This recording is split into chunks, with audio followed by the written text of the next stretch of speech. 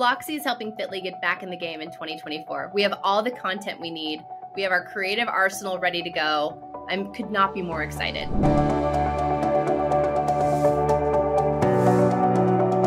It's no secret, right, that being a startup means you have some version of, financial stress and or constantly working for, the next inflow of cash, essentially, especially at the beginning. So what did you find helped in that facet, especially regarding like getting materials, getting content, between running a company, being CMO of a startup, and having to do things like post on Instagram every day? How were you juggling that in the beginning?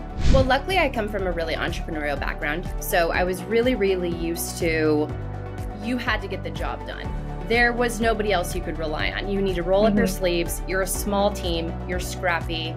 It's time to be really adventurous with what you can accomplish quickly. What journey brought you to Flocksy? Wow. I think as any entrepreneur can say, that starting a company and running a company is an endless journey. But we launched in 2020, and we really started off with a lot of positive momentum, even in the face of uncertainty. No one knowing where the fitness industry was going to go, how it was going to best serve the public, but we persevered and we built a team. However, sometimes life has other plans, and life this time had other plans. I mean, it takes a certain kind of guts and a certain personality to really stick with something that comes from nothing and trying to reinvent the wheel. So I'm finding all kinds of fitness professionals looking for work. I'm reporting back to my clients, and I'm trying to find ways to get the word out about Fitly to new customers, new fitness professionals, new gym and studio owners. And I was so overwhelmed, and I really needed help and kind of an ingenious way to put these together, and ways to create really templated answers that are kind of fun and engaging for fitness professionals and gyms and studios. Who is Fitly?